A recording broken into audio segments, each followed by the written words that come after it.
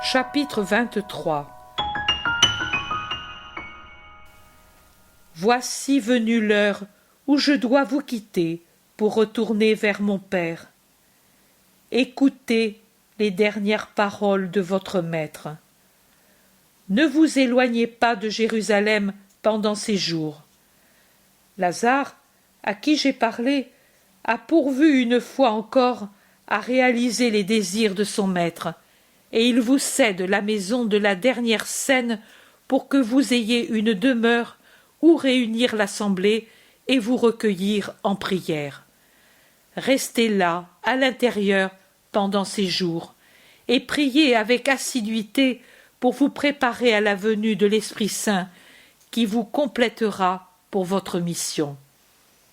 Rappelez-vous que moi, qui pourtant étais Dieu, je me suis préparé par une sévère pénitence à mon ministère d'évangélisateur. Toujours plus facile et plus courte sera votre préparation. Mais je n'exige pas autre chose de vous. Il me suffit seulement que vous priez assidûment, en union avec les 72 et sous la conduite de ma mère, que je vous recommande avec l'empressement d'un fils. Elle sera pour vous une mère et une maîtresse d'amour et de sagesse parfaite. J'aurais pu vous envoyer ailleurs pour vous préparer à recevoir l'Esprit Saint, mais je veux au contraire que vous restiez ici, car c'est Jérusalem négatrice qui doit s'étonner de la continuation des prodiges divins donnés pour répondre à ces négations. Ensuite, l'Esprit Saint vous fera comprendre la nécessité que l'Église surgisse justement dans cette ville qui, en jugeant humainement, est la plus indigne de la posséder. Mais Jérusalem, c'est toujours Jérusalem, même si le péché y est à son comble, et si c'est ici que s'est accompli le déicide. Cela ne servira à rien pour elle. Elle est condamnée. Mais si elle est condamnée, tous ses habitants ne le sont pas. Restez ici pour le peu de juste qu'elle a dans son sein, et restez-y parce que c'est la cité royale et la cité du temple, et parce que, comme il est prédit par les prophètes ici, où a été oint et acclamé et où s'est levé le roi Messie, ici doit commencer son règne sur le monde, et c'est ici encore où la synagogue a reçu de Dieu le libelle de répudiation à cause de ses crimes trop horribles. Que doit surgir le temple nouveau, auquel accourront des gens de toutes nations. Lisez les prophètes, en eux tout est prédit. Ma mère d'abord, puis l'Esprit Paraclet, vous feront comprendre les paroles des prophètes pour ce temps. Restez ici jusqu'au moment où Jérusalem vous répudiera comme elle m'a répudié, et haïra mon Église comme elle m'a haï, en couvant des desseins pour l'exterminer. Alors, portez ailleurs le siège de cette Église que j'aime, car elle ne doit pas périr. Je vous le dis, l'enfer même ne prévaudra pas sur elle. Mais si Dieu vous assure sa protection, ne tentez pas le ciel en exigeant tout du ciel. Allez dans Éphraïm, comme y alla votre maître, parce que ce n'était pas l'heure qu'il soit pris par ses ennemis. Je vous dis Éphraïm, pour vous dire terre d'idoles et de païens. Mais ce ne sera pas Éphraïm de Palestine que vous devez choisir comme siège de mon Église. Rappelez-vous combien de fois, à vous réunis, ou à l'un de vous en particulier, j'ai parlé de cela en vous prédisant qu'il vous faudrait fouler les routes de la terre pour arriver à son cœur et fixer là mon Église. C'est du cœur de l'homme que le sang se propage à travers tous les membres. c'est du cœur du monde que le christianisme doit se propager par toute la terre. Pour l'heure, mon Église est semblable à une créature déjà conçue, mais qui se forme encore dans la matrice. Jérusalem est sa matrice, et en son intérieur, son cœur encore petit, autour duquel se rassemblent les membres peu nombreux de l'Église naissante, donne ses petites ondes de sang à ses membres. Mais une fois arrivée l'heure marquée par Dieu, la matrice marâtre expulsera la créature qui s'est formée en son sein, et elle ira dans une terre nouvelle, et y grandira pour devenir un grand corps qui s'étendra sur toute la terre. Et les battements du cœur de l'Église, devenus forts, se propageront dans tout son grand corps. Les battements du cœur de l'Église, affranchie de tout lien avec le temple, éternelle et victorieuse sur les ruines du temple mort et détruit, vivant dans le cœur du monde pour dire aux Hébreux et aux gentils que Dieu seul triomphe et veut ce qu'il veut, et que ni la rancœur des hommes, ni les troupes d'idoles n'arrêtent son vouloir. Mais cela viendra par la suite, et en ce temps-là, vous saurez ce que faire. L'Esprit de Dieu vous conduira. Ne craignez pas. Pour le moment, rassemblez à Jérusalem la première assemblée de fidèles. Puis, d'autres assemblées se formeront à mesure que leur nombre grandira. En vérité, je vous dis que les habitants de mon royaume deviendront rapidement plus nombreux comme des semences jetées dans une excellente terre. Mon peuple se propagera par toute la terre. Le Seigneur dit au Seigneur, « Puisque tu as fait cela, et que pour moi tu ne t'es pas épargné, je te bénirai et je multiplierai ta descendance comme les étoiles du ciel et comme les grains de sable qui sont sur le bord de la mer. Ta descendance possédera la porte de ses ennemis, et en ta descendance seront bénies toutes les nations de la terre. Bénédiction est mon nom, mon signe est ma loi, là où ils sont reconnus souverains. Il va venir l'Esprit Saint, le sanctificateur, et vous en serez remplis. Faites en sorte d'être purs comme tout ce qui doit approcher le Seigneur. J'étais Seigneur, moi aussi comme lui, mais sur ma divinité, j'avais endossé un vêtement pour pouvoir être parmi vous, et non seulement pour vous instruire et vous racheter par les organes et le sang de ce vêtement, mais aussi pour porter le Saint des Saints parmi les hommes, sans qu'il fût inconvenant que tout homme, même impur, pût poser son regard sur celui que craignent de contempler les séraphins. Mais l'Esprit Saint viendra sans être voilé par la chair, et il se posera sur vous, et il descendra en vous avec ses 7 dons, et il vous conseillera. Jésus dit, « Maintenant, le conseil de Dieu est chose si sublime qu'il faut vous préparer par une volonté héroïque, d'une perfection qui vous rende semblable à votre Père et à votre Jésus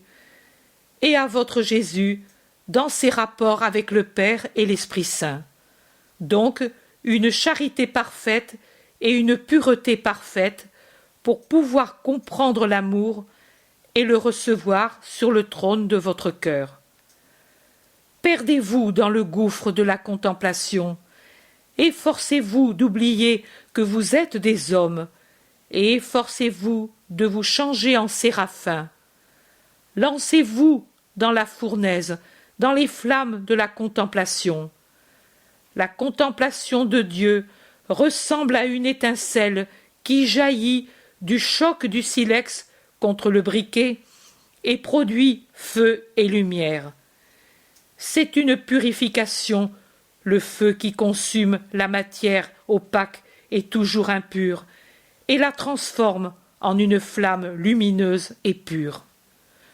Vous n'aurez pas le royaume de Dieu en vous si vous n'avez pas l'amour, parce que le royaume de Dieu, c'est l'amour, et il apparaît avec l'amour, et par l'amour, il s'établit en vos cœurs au milieu de l'éclat d'une lumière immense qui pénètre et féconde, enlève l'ignorance, donne la sagesse, dévore l'homme et crée le Dieu, le Fils de Dieu, mon frère, le roi du trône, que Dieu a préparé pour ceux qui se donnent à Dieu, pour avoir Dieu. Dieu, Dieu, Dieu seul. Soyez donc purs et saints, grâce à l'oraison ardente qui sanctifie l'homme parce qu'elle le plonge dans le feu de Dieu, qu'est la charité.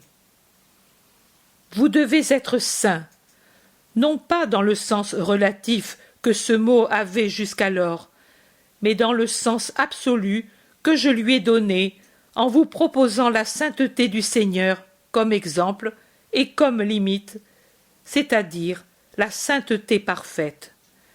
Chez nous, on appelle saint le temple, saint l'endroit où est l'autel, saint des saints le lieu voilé où se trouve l'arche et le propitiatoire. Mais je vous dis en vérité que ceux qui possèdent la grâce et vivent saintement par amour pour le Seigneur sont plus saints que le saint des saints, parce que Dieu ne se pose pas seulement sur eux comme sur le propitiatoire qui est dans le temple pour donner ses ordres, mais il habite en eux pour leur donner ses amours. Vous rappelez-vous mes paroles de la dernière scène? Je vous avais promis alors l'Esprit Saint.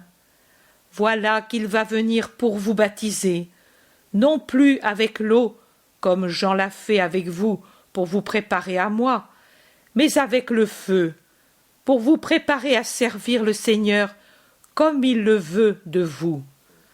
Voilà que lui va être ici, d'ici peu de jours, et après sa venue, vos capacités croîtront sans mesure, et vous serez capable de comprendre les paroles de votre roi et de faire les œuvres que lui vous a dit de faire pour étendre son royaume sur la terre.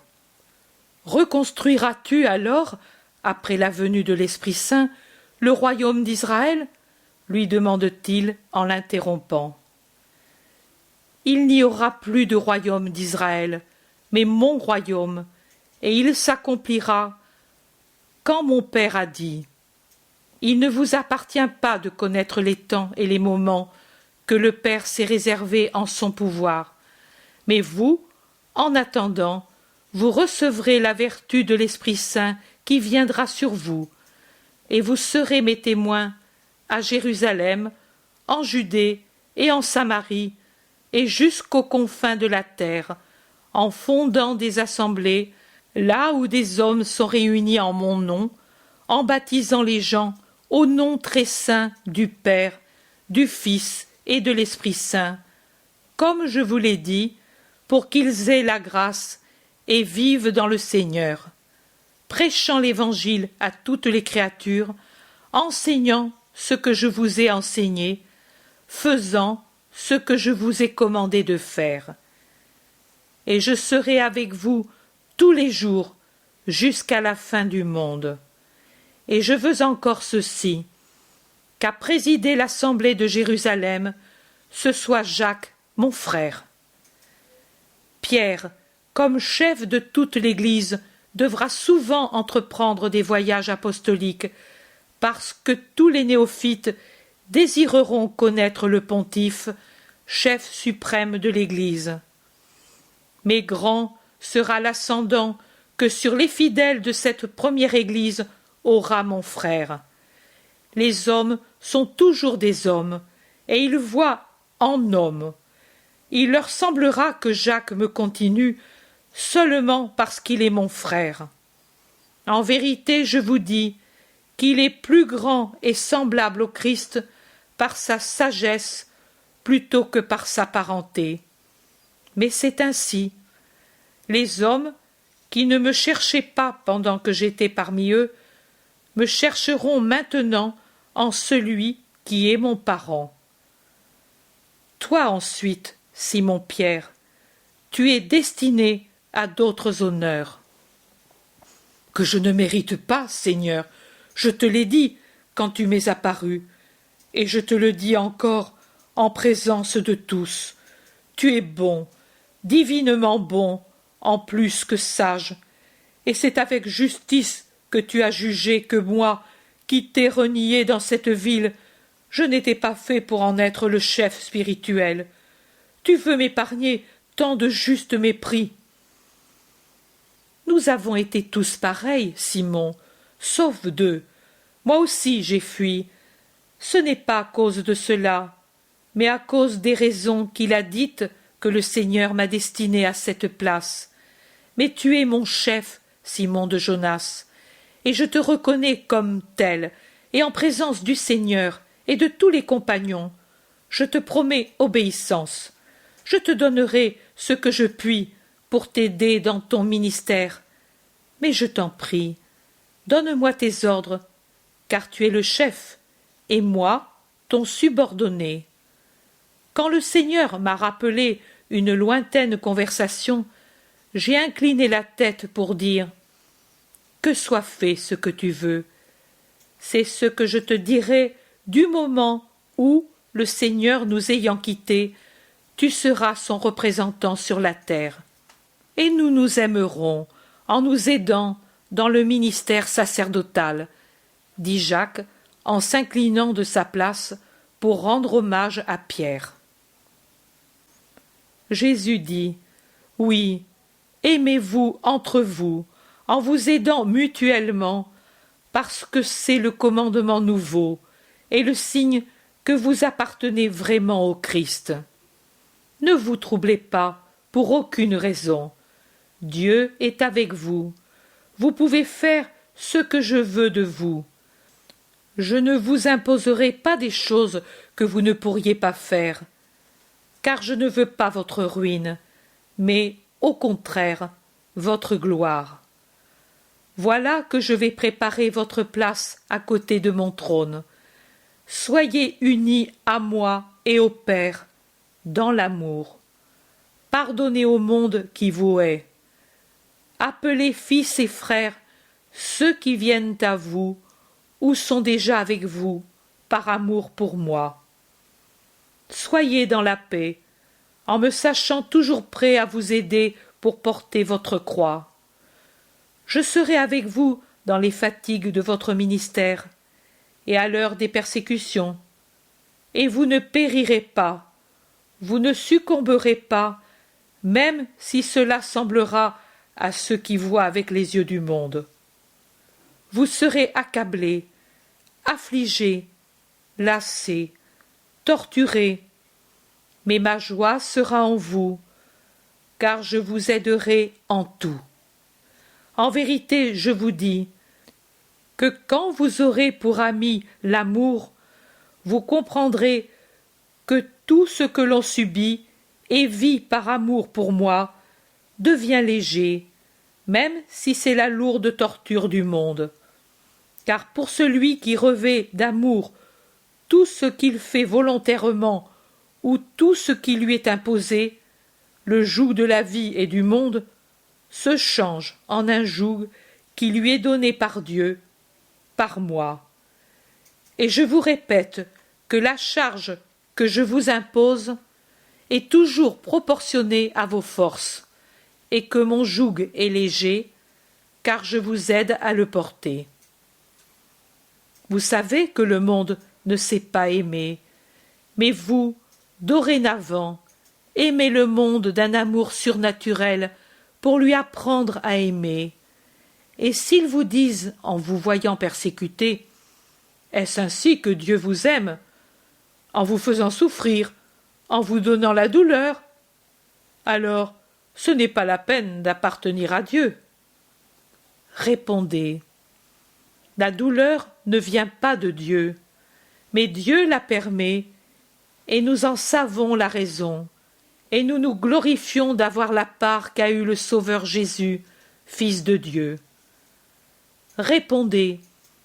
Nous nous glorifions d'être crucifiés et de continuer la passion de notre Jésus. Répondez par les paroles de la sagesse. La mort et la douleur sont entrées dans le monde par l'envie du démon, mais Dieu n'est pas l'auteur de la mort et de la douleur, et il ne jouit pas de la douleur des vivants. Toutes les choses qui viennent de lui sont vie, et toutes sont salutaires. Répondez. À présent, nous semblons persécutés et vaincus, mais au jour de Dieu, les sorts sont changés.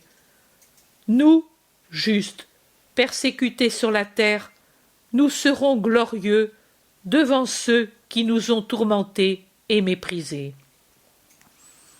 Pourtant, dites-leur aussi, venez à nous, venez à la vie et à la paix. Notre Seigneur ne veut pas votre ruine, mais votre salut. C'est pour cela qu'il a donné son Fils bien-aimé, afin que vous soyez tous sauvés. Et réjouissez-vous de participer à mes souffrances pour pouvoir être ensuite avec moi dans la gloire. Je serai votre récompense extrêmement grande, a promis le Seigneur en Abraham à tous ses serviteurs fidèles. Vous savez comment se conquiert le royaume des cieux? Par la force, et on y arrive à travers de nombreuses tribulations. Mais celui qui persévère comme moi j'ai persévéré sera où je suis. Je vous ai dit quel est le chemin et la porte qui conduisent au royaume des cieux. Et moi, le premier, j'ai marché par ce chemin et suis retourné au Père par cette porte. S'il y avait une autre voie, je vous l'aurais indiquée, car j'ai pitié de votre faiblesse d'homme. Mais il n'y en a pas d'autre. En vous l'indiquant comme unique chemin et unique porte, je vous dis aussi, je vous répète, quel est le remède qui donne la force pour parcourir ce chemin. Et entrer par cette porte, c'est l'amour, toujours l'amour. Tout devient possible quand nous avons en nous l'amour. Et tout l'amour vous sera donné par l'amour qui vous aime, si vous demandez en mon nom assez d'amour pour devenir des athlètes de sainteté. Maintenant, donnons-nous le baiser d'adieu, ô mes amis bien-aimés.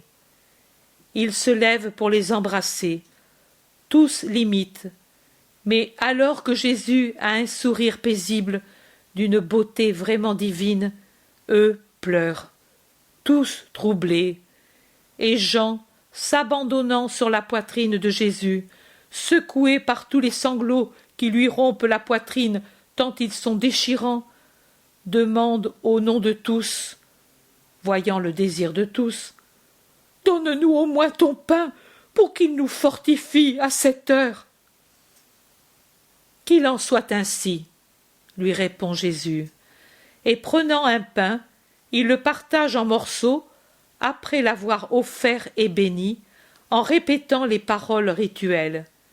Et il fait la même chose avec le vin, en répétant ensuite « Faites ceci en mémoire de moi », ajoutant « Qui vous ai laissé ce gage de mon amour pour être encore et toujours avec vous, jusqu'à ce que vous soyez avec moi dans le ciel. » Il les bénit et dit « Et maintenant, allons. » Ils sortent de la pièce, de la maison.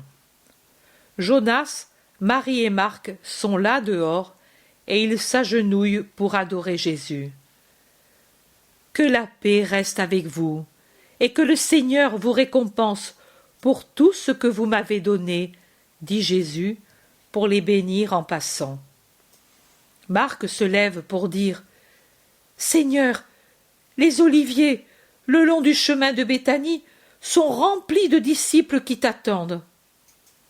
Va leur dire qu'ils se dirigent vers le camp des Galiléens. » Marc s'éloigne avec toute la vitesse de ses jeunes jambes. « Ils sont tous venus, alors ?» disent les apôtres entre eux. Plus loin, assise entre Marc-Jam et Marie de Cléophas, se trouve la mère du Seigneur.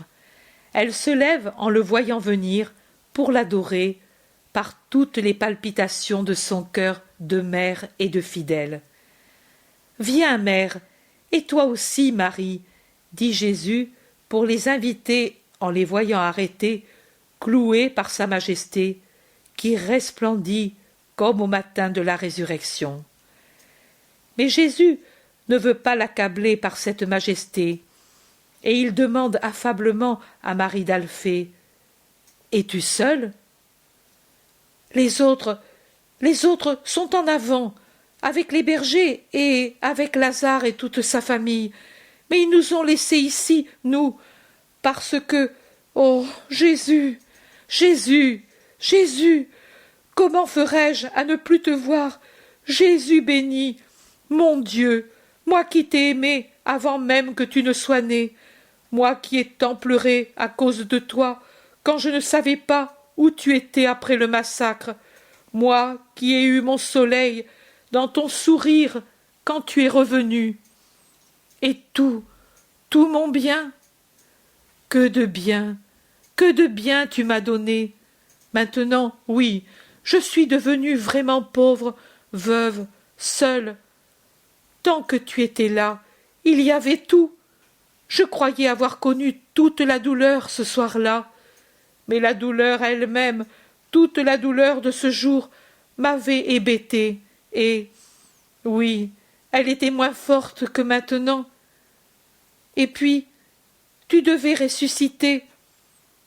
Il me semblait ne pas le croire, mais je m'aperçois maintenant que je le croyais, car je ne sentais pas ce que je sens maintenant. Elle pleure et halète tant ses pleurs la suffoquent. Jésus console Marie d'Alphée. « Bonne Marie, tu t'affliges vraiment comme un enfant qui croit que sa mère ne l'aime pas et l'a abandonnée parce qu'elle est allée à la ville pour lui acheter des cadeaux qui le rendront heureux, et qu'elle sera bientôt de retour vers lui pour le couvrir de caresses et de cadeaux. Et n'est-ce pas ce que je fais avec toi? Est-ce que je ne vais pas pour te préparer la joie? Est-ce que je ne pars pas pour revenir te dire « Viens, parent tes disciples aimés, mère de mes disciples aimés » Est-ce que je ne te laisse pas mon amour? Est-ce que je ne te donne pas mon amour, Marie? Tu sais si je t'aime. Ne pleure pas ainsi, mais réjouis-toi, car tu ne me verras plus méprisée et épuisée, plus poursuivie et riche seulement de l'amour d'un petit nombre. Et avec mon amour, je te laisse, ma mère. Jean sera son fils, mais toi, sois pour elle une bonne sœur, comme toujours. Tu vois, elle ne pleure pas, ma mère. Elle sait que si la nostalgie de moi sera la lime qui consumera son cœur, l'attente sera toujours brève par rapport à la grande joie d'une éternité d'union. Et elle sait aussi que notre séparation ne sera pas absolue au point de lui faire dire « Je n'ai plus de fils ». C'était le cri de douleur du jour de la douleur. Maintenant, dans son cœur, chante l'espérance. Je sais que mon fils monte vers le Père, mais ne me laissera pas sans ses spirituels amours. C'est ce que tu crois, toi, et tous. Voici les uns et les autres. Voici mes bergers. Les visages de Lazare et de ses sœurs au milieu de tous les serviteurs de Béthanie. Le visage de Jeanne semblable à une rose sous un voile de pluie.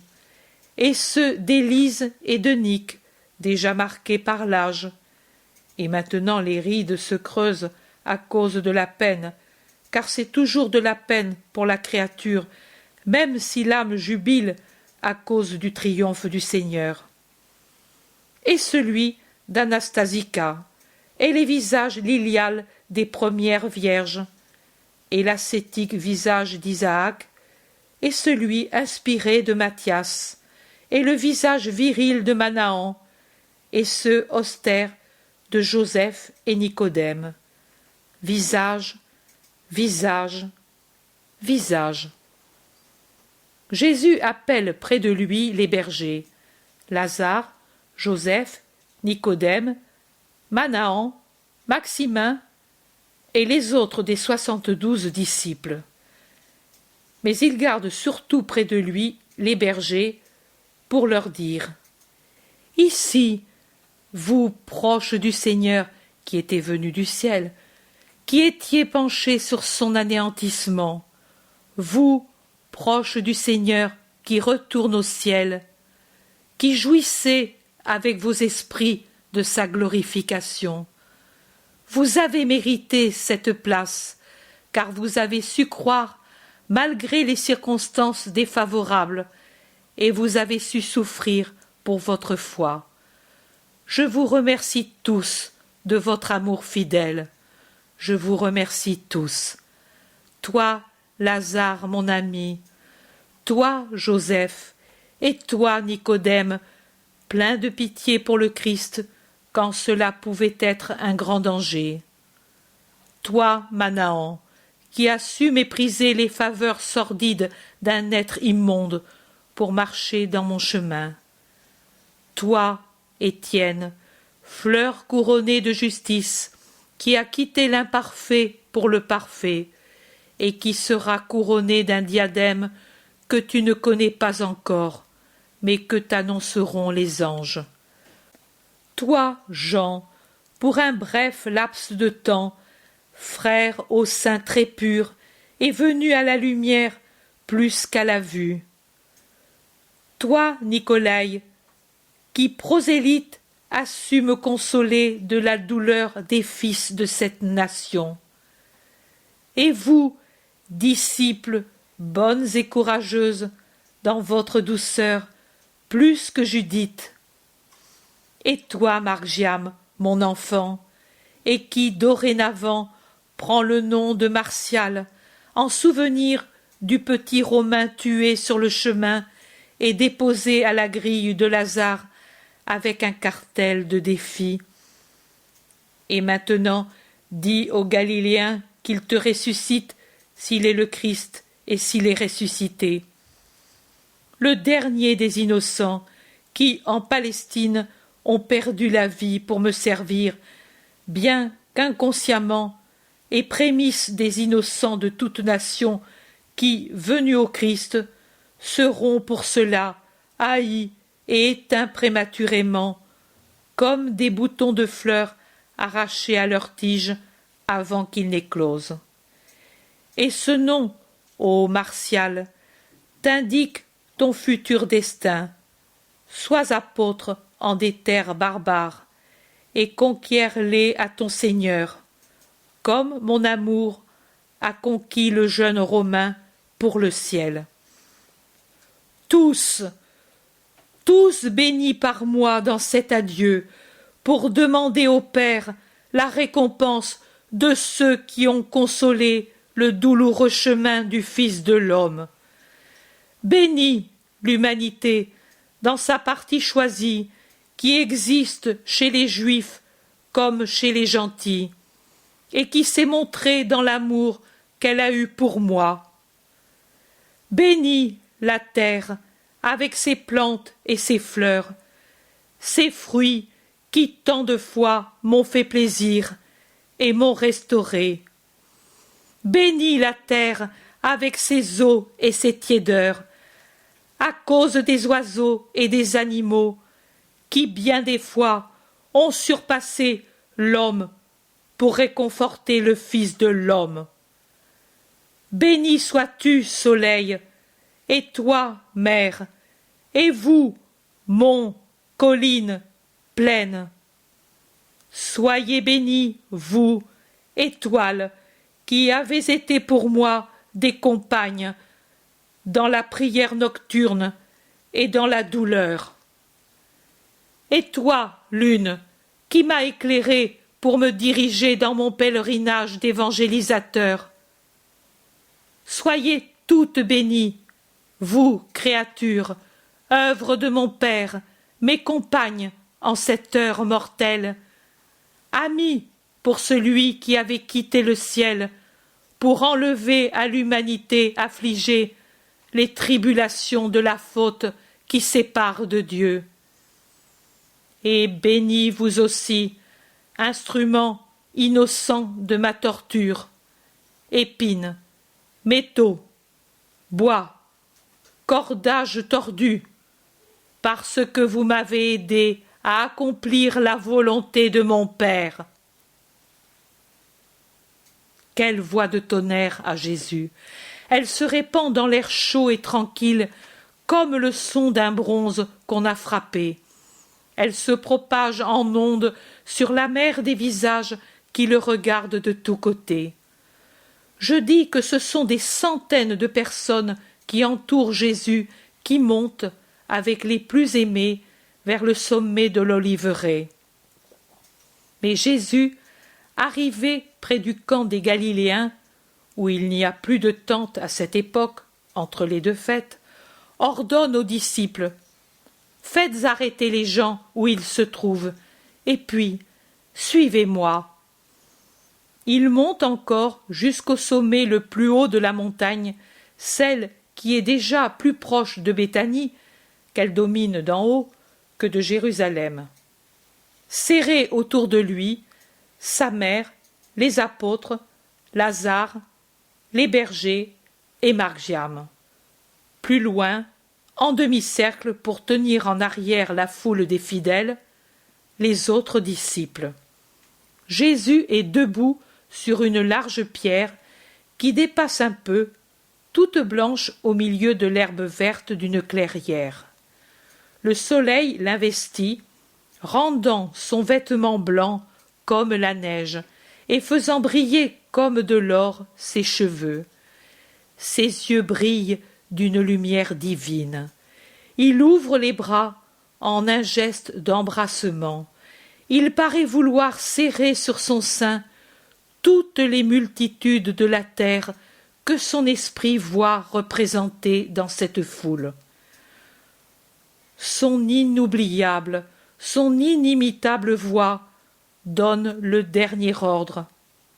Allez, allez en mon nom pour évangéliser les gens jusqu'aux extrémités de la terre.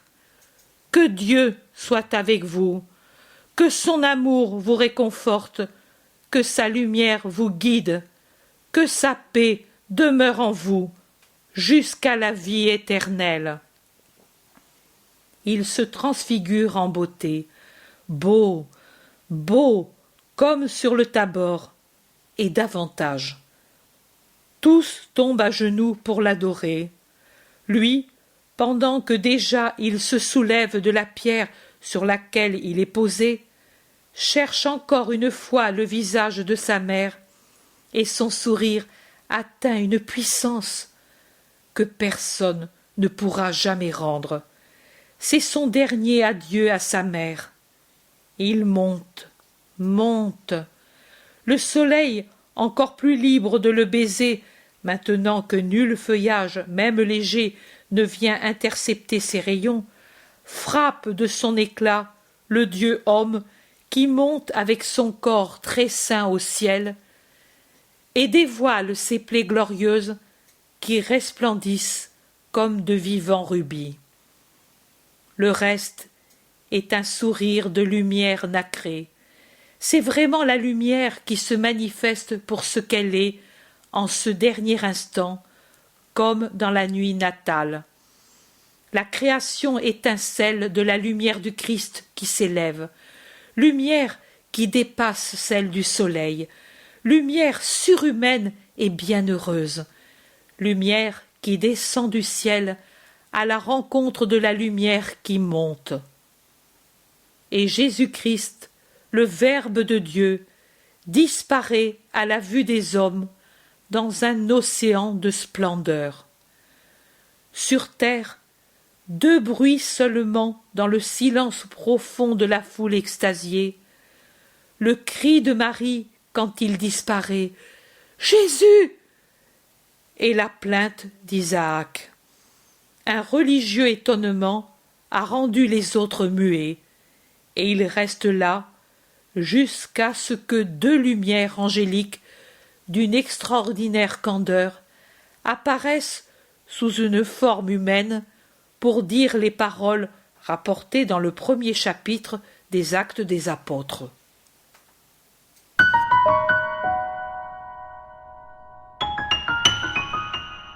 L'intérêt pour les écrits de Maria Valtorta ne cesse de grandir. Et les fruits récoltés, vocation, conversion, sont immenses. Visionnaire de la vie du Christ, de la conception de Marie jusqu'au début de l'Église, sa description des personnages, de leur psychologie, la précision des lieux où ils évoluent, des coutumes et mœurs de l'époque, est proprement sidérante et à ce jour inégalée.